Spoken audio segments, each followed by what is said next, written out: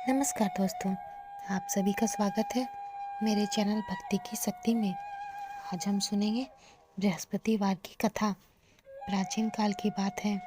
किसी राज्य में एक बहुत बड़ा प्रतापी और दानवीर राजा राज करता था। वह प्रत्येक गुरुवार को व्रत रखता और भूखे तथा गरीबों को दान देकर पुण्य प्राप्त करता था। लेकिन यह बात उसकी रानी को अच्छी नहीं लगती थी। वह न तो दान करती थी और न ही व्रत करती थी, और राजा को भी ऐसा करने से मना करती थी। एक बार राजा शिकार खेलने के लिए वन चले गए। महल में रानी और दासी थी।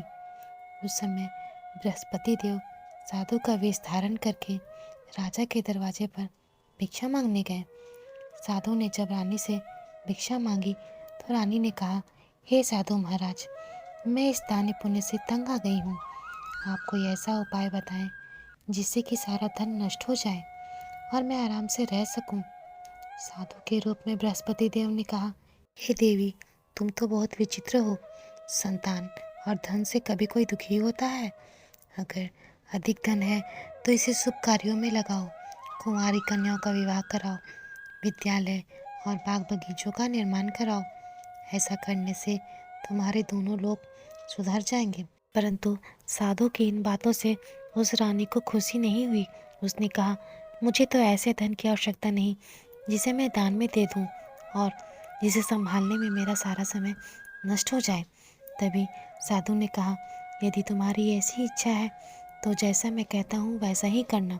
गुरुवार के दिन तुम अपने घर को गोबर से लिपना, अपने बालों को पीली मिट्टी से धोना और स्नान करते समय बालों को धो लेना। राजा को कहना कि गुरुवार को हजामत बनवाए, भोजन में मांस मदिरा खाना, कपड़ा धोबी के यहाँ धुलने भेजना। इस प्रकार 7 बृहस्पतिवार करने से तुम्हारा सारा धन नष्ट हो जाएगा। इतना कहकर साधु रूपी बृहस्पति देव अंतर्ध्यान हो गए। साधु के कहे अनुसार बातों को पूरा करते हुए रानी को केवल 3 ही बृहस्पतिवार बीते थे कि राजा की सारी धन संपत्ति नष्ट हो गई। भोजन के लिए भी राजा रानी का परिवार तरसने लगा। तब एक दिन राजा ने अपनी रानी से कहा, हे रानी, तुम यहीं पर रहो, मैं दूसरे देश को जाता हूँ, क्योंकि यहाँ पर सभी लोग मुझे जानते हैं, इसलिए कोई छोटा मोटा काम भी नहीं कर सकता। ऐसा कहकर राजा परदेश चला गया।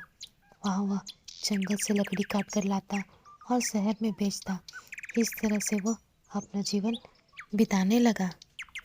इधर राजा के परदेश जाते ही रानी और दासी दुखी रहने लगी। एक बार रानी और दासी को जब 7 दिन बिना भोजन के रहना पड़ा तो रानी ने अपनी दासी से कहा, हे दासी, पास के नगर में मेरी बहन रहती है, वह बहुत धनवान है, तू उसके पास जा और कुछ ले आ ताकि थोड़ी गुजर बसर हो जाए। दासी रानी की बहन के पास चली गई। उस दिन गुरुवार का दिन था। रानी की बहन उस समय बृहस्पतिवार की व्रत की कथा सुन रही थी। दासी ने रानी की बहन को अपनी रानी का संदेश दिया, लेकिन रानी की बड़ी बहन ने उसे कोई उत्तर नहीं दिया। जब दासी को रानी की बहन से कोई उत्तर नहीं मिला तो वह बहुत दुखी हुई और उसे बहुत क्रोध भी आया।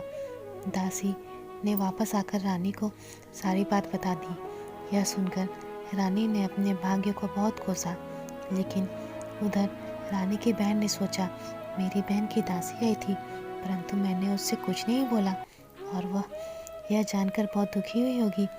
रानी की बहन ने कथा सुनी और पूजा समाप्त करके वो अपनी बहन के घर आई और उससे कहा, बहन, मैं बृहस्पतिवार का व्रत कर रही थी, तुम्हारी दासी मेरे घर आई थी, परंतु जब तक कथा होती है तब तक ना उठते हैं और ना ही बोलते हैं, इसलिए मैं कुछ ना बोली। अब तुम बताओ, दासी वहाँ क्यों आई थी? रानी ने कहा, बहन, मैं तुमसे क्या छुपाऊँ, हमारे घर में खाने को अनाज तक नहीं है। ऐसा कहते कहते रानी की आंखें भर आई। उसने दासी समेत पिछले 7 दिनों तक भूखे रहने की बात बताई। रानी की बहन ने यह सब बात जानकर कहा, देखो बहन, भगवान बृहस्पति देव सबकी मनोकामना पूर्ण करते हैं। देखो, शायद तुम्हारे घर में अनाज रखा हो। पहले तो रानी को विश्वास नहीं हुआ, पर बहन के आग्रह करने पर उसने अपनी दासी को अंदर भेजा तो उसे सचमुच अनाज से भरा एक घड़ा मिला। यह देखकर दासी को बड़ी हैरानी हुई। दासी ने रानी से कहा, हे रानी, जब हमें भोजन नहीं मिलता तो हम व्रत ही तो करते हैं, इसलिए क्यों ना इनसे व्रत की कथा और विधि पूछ ली जाए ताकि हम भी व्रत कर सकें। तब रानी ने अपनी बहन से बृहस्पतिवार के व्रत के बारे में पूछा। रानी की बहन ने बताया, बृहस्पतिवार के व्रत में चने की दाल और मुनक्का से भगवान विष्णु का केले की जड़ में पूजन करें और दीपक जलाएं, व्रत कथा सुने और पीला ही भोजन ग्रहण करें। इससे बृहस्पति देव प्रसन्न होते हैं।